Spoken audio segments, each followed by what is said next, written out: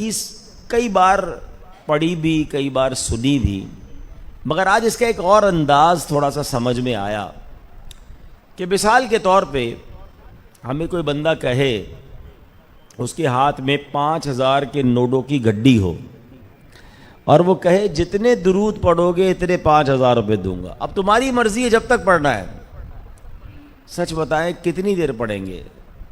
اس کی نوٹوں کی گڈیاں ختم ہو جائیں گی، ہمارا درود بند نہیں ہوگا۔ ہر درود پر 5,000، وہ کہہ رہا ہے جتنے پڑھو گے دیتا رہوں گا، پیسے ختم نہیں ہوں گے، بولو کتنے چاہیے۔ اپنے دل سے پوچھے ہم کتنے درود پڑھیں گے۔ اچھا، یہ تمام دنیا کے کاموں میں ہمارا مائنڈ سیٹ ہوتا ہے کہ یار اگر کہیں سے فائدہ آ رہا ہے، جیسے مثال کے طور پہ کچھ لوگوں کا سیزن ہوتا ہے نا، رمضان کے آخر میں 15 رمضان کے بعد درزیوں کا سیزن ہوتا ہے، وہ رات بھی جاگ رہے ہیں دن بھی جاگ رہے ہیں، کیوں بھائی عید کے کپڑے بنانے ہیں؟ بندہ کہے یار آرام کر لو بھائی، ابھی تو کام کا ٹائم ہے۔ مٹھائی والوں کی چاندی ہوئی بھی ہوتی ہے، عید کی رات کو ساری رات مٹھائی کی دکانیں کھلی، کیوں کھلی بھائی؟ سیزن ہے۔ اسی طرح ہر سیزن میں، ابھی مثال کے طور پہ سردیاں آ رہی ہیں تو اب گیزر والوں کا، ہیٹر والوں کا، کمبل والوں کا، ڈرائی فروٹ والوں کا سیزن شروع ہو جائے گا۔ اپنے سیزن کو کوئی مس نہیں کرتا کہ یار سیزن میں محنت کرنی ہے کیونکہ مل رہا ہے۔ یا نبی پاک فرما رہے ہیں کہ بندہ جب تک درود پڑھتا ہے فرشتے اس پر رحمتیں بھیجتے رہتے ہیں۔ میں آپ سے پوچھتا ہوں، مجھے 5,000 کا نوٹ ملے وہ زیادہ اچھا یا فرشتے مجھ پر رحمت بھیجیں وہ زیادہ اچھا ہے؟ اور کیا فرمایا؟ جب اب بندے کی مرضی ہے کم پڑھے یا زیادہ۔ اب خود سوچ لیں، ہم کتنا درود پڑھتے ہیں، ہم کتنا ذکر کرتے ہیں۔ سچی بات بتائیں کیا ہے؟ جب آپ کو اپنے کام کاج کے سیزن کا پتہ ہے نا کہ سیزن میں محنت کر کے زیادہ کمانا ہے، تو کاش یہ ذہن بن جائے کہ جب تک میری سانسیں ہیں میرا سیزن لگا ہوا ہے۔ ہاں، مرنے کے بعد نیکی نہیں ہو سکے گی۔ مرنے کے بعد تو بندہ تمنا کرے گا کہ اے اللہ دوبارہ دنیا میں بھیج دے، 2 رکعت پڑھ لوں، اے اللہ دوبارہ بھیج دے میں ایک بار سبحان اللہ کہہ لوں۔ پھر موقع نہیں ملنا، زندہ ہے کر لے جتنی نیکیاں کرنی ہیں۔ مولا علی شیر خدا کرم اللہ تعالی وجہ الکریم فرماتے ہیں آج عمل کا دن ہے، کل حساب کا دن ہوگا۔ کل عمل نہیں ہو سکے گا۔ Today is the time of action and tomorrow will be the time of accountability. اس وقت ایکشن نہیں ہو سکے گا، عمل ابھی ہو سکتا ہے، ابھی کرتے نہیں ہیں، ٹائم ہے پھر بھی نہیں کر رہے۔ اللہ کرے یہ بات سمجھ آ جائے کہ کثرت سے درود پاک پڑھیں، کثرت سے اللہ کریم کا ذکر کریں۔ اللہ مجھے بھی توفیق نصیب فرمائے، آپ کو بھی نصیب فرمائے۔ محبت کے ساتھ بآواز بلند درود پاک پڑھ لیں۔ صلو علی الحبیب صلی اللہ تعالی علی محمد صلی اللہ علیہ وسلم۔ والد جو ہے یہ اللہ کی کتنی بڑی نعمت ہے۔ قرآن مجید فرقان حمید والدین کے بارے میں کس طرح ہماری رہنمائی فرماتا ہے؟ اللہ قرآن میں فرماتا ہے وَبِالْوَالِدَيْنِ إِحْسَانًا، اور ماں باپ کے ساتھ بھلائی کرو۔ یہ قرآن پاک کا ایک عمومی اسلوب ہے کہ کئی مقامات پر ایسا ہے کہ اللہ پاک کی عبادت کا حکم دیا جب رب نے تو والدین کے ساتھ نیکی اور بھلائی کا حکم بھی ارشاد فرمایا۔ مثلا فرمایا وَقَضَىٰ رَبُّكَ أَلَّا تَعْبُدُوا إِلَّا إِيَّاهُ وَبِالْوَالِدَيْنِ إِحْسَانًا، اور تمہارے رب نے حکم فرمایا کہ اس کے سوا کسی کی عبادت نہ کرو اور ماں باپ کے ساتھ اچھا سلوک کرو۔ 21ویں بارے میں فرمایا انشکر لی ولوالدیک، کہ میرا اور اپنے والدین کا شکر ادا کرو۔ ایسے اور بھی کئی مقامات ہیں جہاں اللہ نے اپنی عبادت کے ساتھ والدین کے ساتھ بھلائی کا حکم دیا۔ اب مفتی احمد یار خان نعیمی رحمۃ اللہ تعالی علیہ اس کی بڑی پیاری وجہ بیان کرتے ہیں۔ آپ فرماتے ہیں کہ نمبر پہلی وجہ، ماں باپ فیض الہی کا پہلا واسطہ ہے۔ یعنی اللہ پاک کی جتنی بھی نعمتیں بندے کو ملتی ہیں نا، وہ کب ملتی ہیں؟ جب وہ پیدا ہوتا ہے۔ ہم دنیا میں آئے تو ساری نعمتیں ملی نا، تو سبحان اللہ بندے کی پیدائش کس کے ذریعے ہوتی ہے؟ والدین کے ذریعے ہوتی ہے۔ گویا ہر نعمت، ہر طرح کے فیض ملنے کا پہلا واسطہ ہمارے والدین ہیں۔ وہ نہ ہوتے تو ہم نہ ہوتے، ہم نہ ہوتے تو یہ دنیا، یہاں کی تمام نعمتیں پھر ہمیں کیسے ملتی؟ ہم ہیں، ہماری سانسیں ہیں، خوبصورت چہرہ ہے، بہترین لباس ہے، مضبوط جسم ہے، مال و دولت ہے، عزت و عظمت وغیرہ سب کچھ جو ہمیں ملا ہے، اس کا پہلا واسطہ ہمارے والدین ہیں۔ تو یہ بات ہمیں سمجھنی ہے۔ اس لیے اللہ نے اپنے حقوق کے ساتھ، اپنی عبادت کے ساتھ جب بات کی ہے تو والدین کے حقوق کی بات کی ہے۔ دوسری وجہ مفتی صاحب لکھتے ہیں کہ ماں باپ کے ہم پر جو احسانات ہیں نا، اس میں اور اللہ پاک کے احسان و انعامات میں کچھ مشابہت ہے۔ مثال کے طور پر اللہ پاک اپنے بندوں کو پالتا ہے، نعمتیں عطا فرماتا ہے، بارش برستی ہے، پھل پھول کھلتے ہیں، سبزے اگتے ہیں، دانے نکلتے ہیں، اناج بنتا ہے۔ یہ سارا نظام کائنات جو رب نے ہمارے لیے بنایا، کہ اللہ کو معاذ اللہ اس میں کوئی لالچ ہے؟ اللہ کو اس میں کوئی معاذ اللہ مطلب ہے کہ ہمیں دے گا تو ہم اس کو کچھ دیں گے؟ کوئی لالچ نہیں۔ اللہ خود فرماتا ہے ما اريد منهم من رزق وما اريد ان يطعمون ان اللہ هو الرزاق ذو القوة المتین۔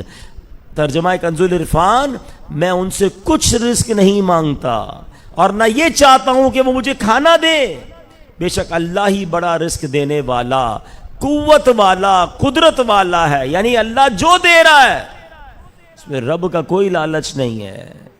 ماں باپ سے جو ملتا ہے نا، اس میں ماں باپ کا بھی کوئی لالچ نہیں ہوتا۔ دنیا میں اگر بے لوث ہم سے کوئی پیار کرتا ہے نا، تو وہ ہمارے والدین ہیں۔ ان کو کوئی لالچ نہیں ہوتی، صبح سے شام تک ماں نوکرانیوں کی طرح لگی ہوتی ہے۔ بلکہ اگر غور کریں، جب ہم پیدا ہوتے ہیں، ایک انسان گوشت کا لوتھڑا ہی ہوتا ہے نا، اتنا ولنریبل ہوتا ہے، اتنا کمزور ہوتا ہے پیدا ہونے والا بچہ، کہ اس کو دو خادم چاہیے۔ یاد رکھیے گا، اللہ کی شان دیکھیں، کسی کے یہاں بھی بچہ پیدا ہو جائے اس کو دو خادم چاہیے۔ کیسا؟ ایک خادم تو باقاعدہ اس کی جسمانی خدمت کرے، اس کی گندگی صاف کرے، اس کی مالش کرے، اس کو کھانا کھلائے، اس کو دودھ پلائے، اس کی خوراک کا انتظام کرے۔ اور دوسرا خادم کون چاہیے؟ جو اس کی مالی مدد کرے۔ ظاہر ان تمام چیزوں کے لیے پیسے چاہیے۔ اللہ اکبر، اللہ کریم نے ہم سب پیدا ہونے والے کے ساتھ ماں جیسی نعمت عطا کی، جو ہماری تکلیف پہ اٹھ جاتی ہے، ہماری گندگی صاف کرتی ہے، ہماری مالش کرتی ہے، ہمارے بال سنوارتی ہے، روئیں تو پتہ چل جاتا ہے کیا پرابلم ہے۔ اور والد کے دل میں ایسی محبت ڈالی کہ ایک ایک لمحے پر سب کچھ خرچ کر رہا ہے۔ ہمیں دودھ چاہیے، ہمیں دوائی چاہیے، کپڑے چاہیے، پیمپر چاہیے، واٹ ایور۔ پیسے کہاں سے آتے ہیں؟ اللہ نے باپ کے دل میں وہ محبت ڈال دی کہ وہ بچے پر اپنی جیب، اپنی پیٹ کاٹ کر اپنے بچے کو دے رہا ہوتا ہے۔ اور آج چونکہ ہم ایک والد کے ایصال ثواب کے لیے آئے، نارملی ماں پر تو بڑی بات ہوتی ہے، یقیناً ماں کا بڑا ادب ہے، ماں کا بڑا مقام ہے، مگر والد کا احترام کتنا ہونا چاہیے۔ والد کی قدر آج زمانے میں بڑی کم ہو گئی ہے۔ لوگ بھول جاتے ہیں کہ میری ماں نے آج تک جو مجھے دیا ہے وہ لے کر کس سے دیا ہے۔ میرے والد نہ دیتے تو مجھے کیسے ملتا؟ آج تک جو ہماری تمام خواہشیں پوری ہوئیں تو وہ دینے والا ہمارا والد ہی تھا۔ ٹھیک ہے، والد بولتا نہیں ہے، ماں اصل میں سینے سے لگا لیتی ہے، ماں کہتی میرا بیٹا، چومتی ہے، پیار کرتی ہے، تو بچوں کو لگتا ہے ماں پیار کرتی ہے، حالانکہ دونوں کی ڈیوٹیاں ہیں۔ والد کا رول ہی یہی ہے کہ وہ تھوڑی سختی کرے گا، روکے گا، منع کرے گا۔ ماں بھی کہتی شوہر سے کہ آپ نے بچوں پہ سختی کرنی ہے۔ اچھا، باپ سختی کر رہا ہے، بچے سمجھتے ماں ہی پیار کرتی ہے۔ نہیں، والد بھی دل و جان سے بچوں سے پیار کرتا ہے، بچوں کو یہ سمجھ نہیں آتی ہے۔ اور یاد رکھیے، والد ایک سایہ دار درخت ہوتا ہے۔ درخت دیکھا آپ نے؟ درخت کے نیچے جائیں تو کیا ملتا ہے؟ چھاؤں۔ مگر آپ نے کبھی درخت کے پتوں کے اوپر دیکھا ہے؟ وہ ساری دھوپ اپنے اوپر لیتے ہیں، مٹی، گرد، دھوپ سب لے لیتے ہیں۔ نیچے بیٹھنے والے کو درخت سایہ دیتا ہے۔ والد یہی تو کردار ادا کرتا ہے، ساری دھوپ، ساری دھول، ساری مٹی، ساری مشکل اپنے سر لیتا ہے اور کہتا ہے میرا بچہ جو ہے وہ سکون میں رہے، وہ سایہ میں رہے۔ ڈبل ڈبل ڈیوٹی کرتے ہیں، قرضہ لیتے ہیں۔ کبھی سوچا آپ نے کہ بچپن میں ہم نے ضد کی ہوگی کسی کھلونے کی، اور والد کی جیب میں پیسے نہیں ہوں گے، مگر اس نے اپنا پیٹ کاٹ کر، اپنا کھانا کم کر کے اپنے لیے کپڑے نہیں خریدے ہوں گے، ہمیں وہ کھلونا دلایا ہوگا کہ میرا بچہ راضی ہو جائے۔ مگر یہی بچہ بڑا ہو کر والد کو کہتا ہے آپ نے کیا کیا میرے لیے ہیں، آپ نے کیا کیا ہے میرے لیے؟ والد کو آنکھیں دکھاتے ہیں لوگ۔ نہیں میرے پیارے اسلامی بھائیوں، پوچھو ان سے جن کے والد چلے گئے، جن کے پاس والد ہے نا، خدا کے واسطے قدر کر لو۔ یہ ماں باپ کمال ہستیاں ہیں، جب چلے جاتے ہیں تو اور یاد آتے ہیں، اور والد کے جانے کے بعد تو بندے کو لگتا ہے سر سے سایہ ہی اٹھ گیا ہے۔ والد صرف سر پہ ہاتھ رکھ کے یہ کہہ دیتے تھے نا بیٹا فکر نہ کرنا میں ہوں، ساری ٹینشن دور ہو جاتی تھی۔ اب کون ہے جو کہے کہ فکر نہ کرنا میں ہوں؟ تو والد کی قدر کیجئے، والد کی دعائیں لیجئے۔ احادیث میں یہ مضمون بھی ملتا ہے، جس سے اس کا والد راضی اس سے اس کا رب راضی، جس سے اس کا والد ناراض اس سے اس کا رب ناراض۔ ماں آپ کو ناراض نہ کیا کریں، ماں کی تو یقیناً شان نرالی ہے، ماں کے قدموں تلے جنت ہے، مگر میں اسپیشلی والد کے بارے میں آپ کو سمجھا رہا ہوں۔ احسان مانے اپنے والد کا، انگلی پکڑ کر چلایا جس نے، سب کچھ ہمیں ہمارے والد نے سکھایا، اور جب بڑھاپے میں والد کو ضرورت پڑی تو بیٹا والدین کی خدمت نہیں کر رہا۔ آج بیٹا والد کو پیسے دینے میں سوچ رہا ہوتا ہے۔ نہیں میرے پیارے اسلامی بھائی، ایک بار پیارے آقا علیہ الصلوۃ والسلام کی بارگاہ میں ایک والد آیا اور اپنے ایک بیٹا آیا اور والد صاحب کی شکایت کی کہ حضور میرے والد صاحب میرے پیسے لے لیتے ہیں۔ والد کو بلایا گیا تو پوچھا تم اپنے بیٹے کے پیسے کیوں لے لیتے ہو؟ کہا میں پوچھے تو صحیح پیسوں سے کرتا کیا ہوں؟ پیسے لے کے خود کھاتا ہوں، اپنے رشتہ داروں کو دیتا ہوں۔ اور نبی پاک کو یہ وحی کے ذریعے بتایا گیا کہ اس والد سے پوچھے، اس نے کچھ اشعار لکھے ہیں۔ اب والد سے نبی پاک نے فرمایا کہ سنا ہے تم نے کچھ اشعار لکھے ہیں، تو اس اشعار کا مضمون یہ تھا کہ اے میرے بیٹے جب تو بیمار ہوتا تھا تو میں بے قرار ہو جاتا تھا، جب تجھے تکلیف ہوتی تھی تو میں تکلیف محسوس کرتا تھا، جب تو روتا تھا تو میں بے چین ہو جاتا تھا، تیری زندگی بھر میں نے خدمت کی، اور آج بڑھاپے میں میرا وقت آیا تو تو مجھے آنکھیں دکھاتا ہے اور مجھ سے لڑتا ہے۔ اللہ اکبر، وہ بڑے پیارے رقت انگیز اشعار ہیں۔ نبی پاک علیہ السلام کی آنکھوں میں آنسو آ گئے۔ میرے آقا نے اس نوجوان کے سینے پہ ہاتھ مارا، فرمایا جا تو اور تیرا سب کچھ تیرے والد کا ہے، میں جو بھی ہوں ماں باپ کی وجہ سے ہوں۔ یہ کیسے ہو سکتا ہے کہ بچہ ماں باپ کو کہے کہ یہ میرا یہ آپ کا ہے؟ تو اے میرے پیارے اسلامی بھائیوں، اور پھر میری اور آپ کی شریعت ماں باپ کے جو حقوق بیان کرتی ہے، اس میں جو حقوق زندگی میں ادا کرنے کے ہیں وہ تو ہم سنتے رہتے ہیں اور ادا کرنے چاہیے، کہ انہیں اف نہ کہیں، ان کا حکم مانیں، بلکہ والد کے ساتھ بیٹے کے برتاؤ کے بارے میں علماء بتاتے ہیں کہ بیٹا باپ کے آگے ایسے رہے جیسے غلام آقا کے آگے رہتا ہے۔ غلام کیسے رہتا ہے؟ ریڈی، خدمت کے لیے ہر وقت تیار کہ آقا حکم دے میں کام کروں۔ یہ حق ہے والد کا کہ بیٹا ایسا رہے۔ مگر آج بدقسمتی سے بوڑھا باپ بیٹے کے آگے غلام بنا ہوا ہے۔ بیٹا نہیں بن رہا، باپ غلام بنا ہوا ہے۔ باپ کہتا ہے بیٹا تھوڑے پیسے دے دو، بیٹا کہتا ہے میرے پاس نہیں ہے، بیٹا مجھے دوائی دلا دو، میرے پاس ٹائم نہیں ہے، بیٹا میرے پاس بیٹھو، کہ ابو کیا بیٹھوں، ہمیشہ پرانی باتیں کرتے ہو۔ یعنی بیٹے کے آگے باپ ریکویسٹ کر رہا ہے۔ تف ہے ایسی اولاد پر کہ بوڑھا باپ بیٹے کے آگے غلام بنا ہوا ہے۔ وہ بیٹا کیسے جواب دے گا اللہ کی بارگاہ میں؟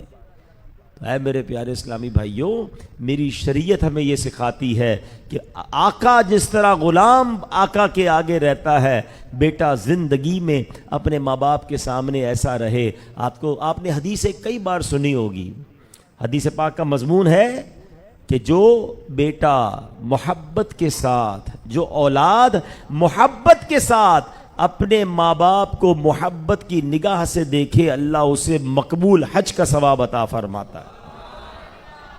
صحابی رسول نے کہا وَإِن نَظَرَ كُلَّ يَوْمٍ 100 مَرَّةٍ، حضور کوئی 100 بار دیکھ لے اپنے ماں باپ کو، ماں باپ تو گھر میں ہی ہے نا، محبت سے دیکھنا ہی ہے نا، 100 بار دیکھ لے۔ دیکھو کیسی نعمت ہے ماں باپ۔ اللہ کے حبیب فرماتے ہیں اللہ اکبر و اطیب، اللہ بہت بڑا اور پاک ہے کوئی 100 بار دیکھے اللہ 100 حج کا ثواب عطا فرماتا ہے. یہ حدیث کئی بار سنی ہے مگر میں کچھ اور سمجھانا چاہتا ہوں. محبت سے دیکھنے پر حج کا ثواب ہے، پیر دبانے کا ثواب کتنا ہوگا، کھانا کھلانے کا ثواب کتنا ہوگا، خرچ کرنے کا ثواب کتنا ہوگا، ویل چیئر چلانے کا ثواب کتنا ہوگا، ڈاکٹر کے پاس لے جانے کا ثواب کتنا ہوگا.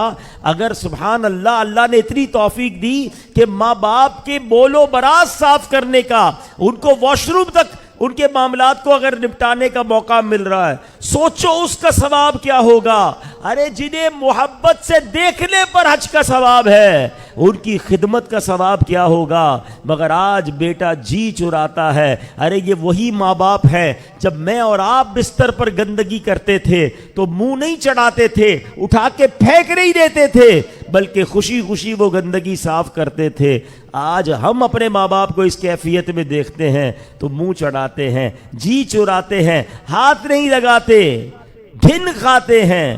نہیں میرے پیارے اسلامی بھائیوں، میرا ماننا یہ ہے کہ اگر کسی اولاد کو بوڑھے ماں باپ مل گئے ہیں اور خدمت کا موقع مل گیا ہے، سمجھ لو تمہارے نصیب جاگ گئے ہیں، سمجھ لو تمہاری لاٹری لگ گئی ہے. کیونکہ میں جانتا ہوں کئی ایسے ماں باپ ہیں جنہوں نے خدمت کا موقع ہی نہیں دیا. وہ بچوں کی خدمت کرتے کرتے ہی دنیا سے چلے گئے، بچوں کی تو باری ہی نہیں آئی. اگر تم میں سے کسی کی باری آ گئی ہے نا، اللہ کا شکر ادا کرنا کہ مولا اتنی بڑی نعمت دے دی کہ وہ ماں باپ جنہوں نے مجھے پال پوس کر بڑا کیا، اب آخر میں مجھے یہ موقع مل رہا ہے. میں وہ منظر نہیں بھولتا کہ ایک بار مدینہ طیبہ میں ہم تھے تو میں نے اپنے والد کا ہاتھ پکڑا. ان کو چلنے میں مشکل ہوتی تھی. جب ہاتھ پکڑ کے وہ چل رہے تھے تو میری آنکھوں میں آنسو آئے تھے اور میں نے اللہ سے عرض کیا، مولا یہ وہی ہاتھ ہیں جنہوں نے مجھے پکڑ کر چلایا تھا. اے اللہ آج مجھے تو نے یہ موقع دیا ہے، اے اللہ ان کے صدقے میری مغفرت کر دینا. سوچے نا، انہی ہاتھوں نے چل کر سکھایا، انہی ہاتھوں نے نوالے بنا کر کھلائے، انہی نے اپنے پیسوں سے مجھے لباس پہنایا. آج بیٹا باپ کو کہتا ہے پیسے میرے آپ کے نہیں ہیں. میرا باپ بچپن میں یہ کہہ دیتا نا تو میں ننگا رہ جاتا، ہم بغیر لباس کے رہ جاتے نا. والد کہتا یہ پیسے میرے ہیں تو کپڑے کون دلاتا؟ میرے پاس جو لباس تھا وہ میرے والد کا دیا ہوا تھا. آج جو میرے پاس تعلیم ہے وہ میرے والد نے سکھائی. انہوں نے جناب اسکول، کالج، مدرسہ جو بھی پڑھایا، خرچ کیا انہوں نے کیا. ابو نے تو کبھی نہیں کہا یہ میرے ہیں یہ تیرے ہیں. باپ تو کہتا ہے جو میرا ہے وہ سب میری اولاد کا ہے، اور اولاد کہتی یہ میرا ہے. کیسی اولاد ہو گئی ہے. خدا کے واسطے ایسا نہ کریں.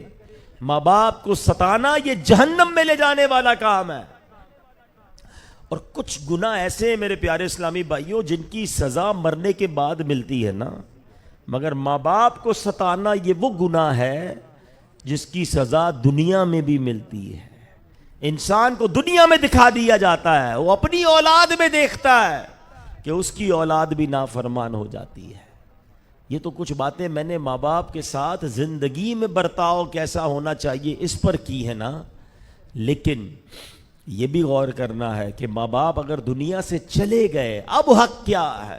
ہاں، ماں باپ کا حق مرنے کے بعد بھی اولاد پر ہے کہ ان کے لیے ایصال ثواب کرتا رہے، ان کو دعاؤں میں یاد رکھے. بلکہ یہاں تک روایتوں میں آتا ہے جو بیٹا، جو اولاد اپنے ماں باپ کے لیے دعا کرنا چھوڑ دیتا ہے اللہ تعالیٰ اس کا رزق منقطع کر دیتا ہے.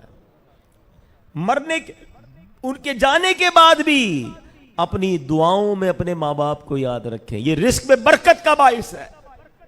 پھر فرمایا اگر کوئی بچہ اپنے ماں باپ کی روح کو خوش کرنا چاہتا ہے نا، ان کو ایصال ثواب کرتا رہے. اور آپ کو پتہ ہے میرے اور آپ کے اعمال نامے اللہ کی بارگاہ، ہمارے ماں باپ کی بارگاہ میں بھی پیش کیے جاتے ہیں. سوچیں ان کے ماں باپ کتنے خوش ہوتے ہوں گے کہ جو دیکھتے ہوں گے میرا بیٹا 5 وقت کا نمازی ہے، قرآن پڑھ رہا ہے، میرے مرنے کے بعد مجھے ایصال ثواب کر رہا ہے. ان کی روح کتنی خوش ہوتی ہوگی. مگر ان ماں باپ کا کیا ہوتا ہوگا جن کو یہ فرشتے بتاتے ہوں گے تمہارے دنیا سے جانے کے بعد بیٹا تمہارا جوا کھیلتا ہے، شراب پیتا ہے، نماز قضا کرتا ہے، جھوٹ بولتا ہے، مسلمانوں کو تنگ کرتا ہے. غور کیجئے. احادیث میں مضمون ملتا ہے کہ سب سے بڑے گناہوں میں سے گناہ یہ ہے کہ بندہ اپنے ماں باپ کو گالی دے. صحابہ نے کہا حضور اپنے ماں باپ کو کون گالی دیتا ہے؟ بدقسمتی سے ایسے بھی لوگ ہیں جو ڈائریکٹلی گالیاں دیتے ہیں، مگر نبی پاک نے جو اس کی وضاحت فرمائی جس کا مضمون ہے کہ کچھ لوگ دوسرے کے ماں باپ کو گالی دیتے ہیں اور اس کی وجہ سے وہ اس کے ماں باپ کو گالی دیتے ہیں.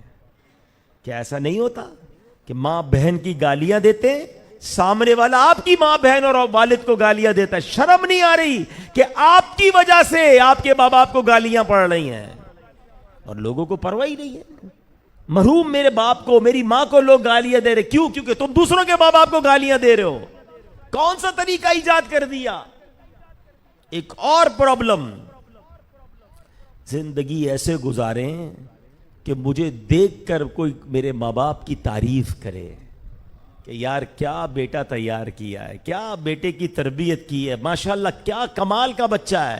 زندگی ایسے تو گزارو کہ کوئی میرے ماں باپ کے لیے اچھے الفاظ استعمال کرے. مگر تف ہے ایسے لوگوں پر جن کو دیکھ کے لوگ کہتے ہیں یہ کیسا بیٹا ماں باپ نے تیار کیا ہے، سب سے لڑتا ہے، پورے معاشرے میں دنگا فساد، گالی گلوچ، لڑائی جھگڑے، بے حیائی، بدکاری. سوچو یار گناہ میں کروں، برا بھلا لوگ میرے ماں باپ کو کہیں، قبر میں کتنی تکلیف انہیں ہوتی ہوگی.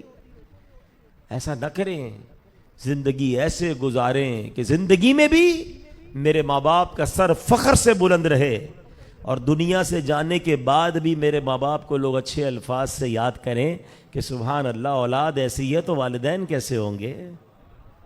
اور پھر والدین کے لیے ایک اور کام کیجئے، مشورہ دیتا ہوں، جن کے بھی ماں باپ چلے گئے نا، مجھے ایک بات بتائیں، جس گھر میں اور آپ رہتے ہیں وہ گھر کس نے دلایا ہے؟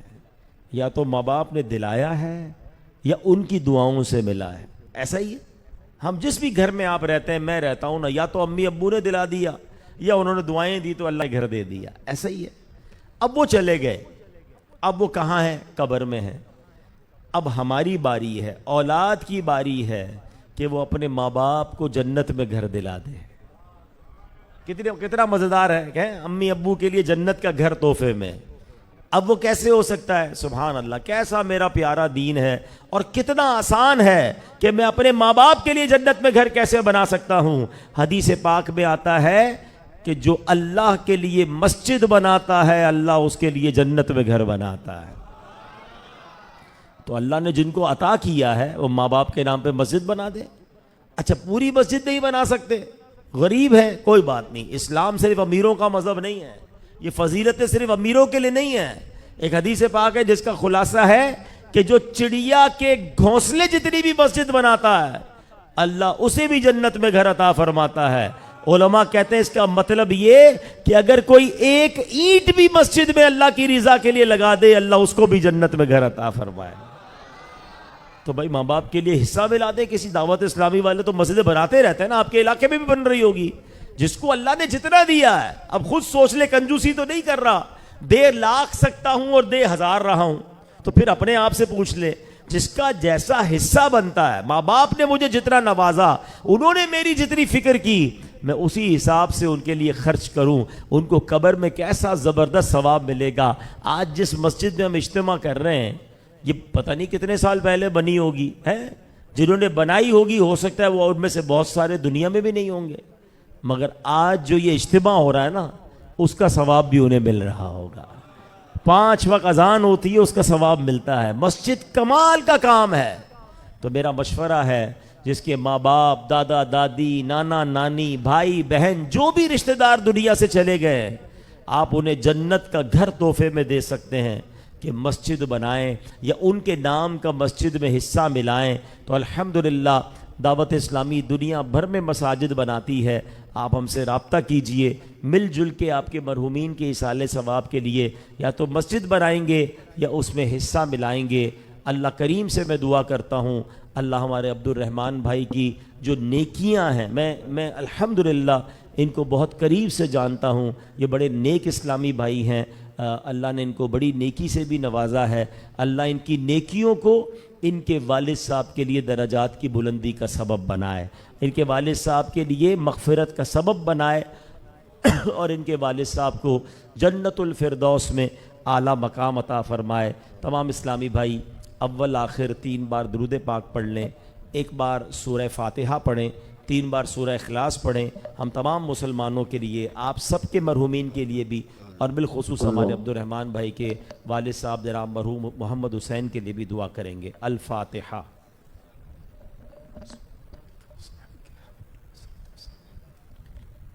بسم اللہ الرحمن الرحیم الحمد للہ رب العالمین الرحمن الرحیم مالک یوم الدین اہدنا الصراط المستقیم صراط الذین انعمت علیہم غیر المغضوب بسم اللہ الرحمن الرحیم قل هو اللہ احد اللہ الصمد لم یلد ولم یولد ولم یکن له کفوا احد بسم اللہ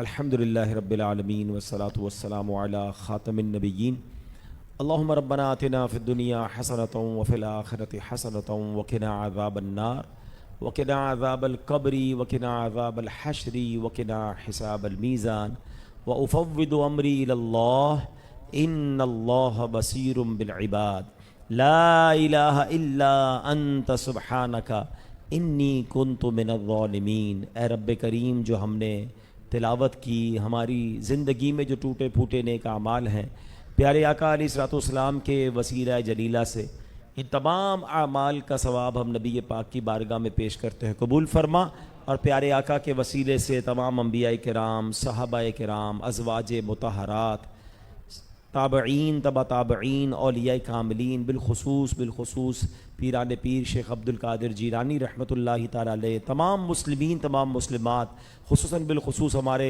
عبد الرحمن بھائی کے والد مرحوم محمد حسین صاحب، اور ہم میں سے جن کے رشتہ دار والدین میں سے کوئی ایک دنیا سے چلے گئے، اے اللہ ان سب کی روح کو، شہید محمد نوید مرحوم حاجی اسحاق کی روح کو بھی پیش کرتے ہیں، قبول فرما۔ اے اللہ تمام مرحومین کی بے حساب مغفرت فرما۔ اے اللہ ہمیں اپنے مرحومین کے لیے خوب ایصال ثواب کرتے رہنے کی توفیق عطا فرما۔ اے پروردگار ہمیں اپنی آخرت کی تیاری کی بھی توفیق نصیب فرما۔ اے اللہ ہم سب کے تمام صغیرہ کبیرہ گناہوں کو معاف فرما۔ ہم میں سے جن کے والدین حیات ہیں، درازی عمر بالخیر عطا فرما۔ اپنے والدین کی انہیں خوب خدمت کرنے کی توفیق عطا فرما۔ جو چلے گئے اے اللہ ان کی بے حساب مغفرت فرما، ان کی قبروں کو جنت کا باغ بنا دے۔ اے اللہ ہماری جان، مال، عزت، آبرو، آل اور اولاد، دین اور ایمان کی حفاظت فرما۔ جتنے ہاتھ اٹھے ہیں میرے کریم مولا، تو سب کے نام بھی جانتا ہے اور کام بھی جانتا ہے، سب کی جھولیاں بھر دے۔ اللہم ربی یسر ولا تعسر وتمم لنا بالخیر یا فتاح وبک نستعین ببرکۃ ان اللہ وملائکتہ یصلون علی النبی یا ایہا الذین آمنوا صلوا علیہ وسلموا تسلیما صلی اللہ علی النبی الامی وآلہ صلی اللہ علیہ وسلم صلاۃ و سلاما علیک یا سیدی یا رسول اللہ۔ جب دم واپسی ہو یا اللہ، سامنے ہو روضہ رسول اللہ، اور لب پہ ہو لا الہ الا اللہ محمد الرسول اللہ۔ ابھی نگران صاحب نے بتایا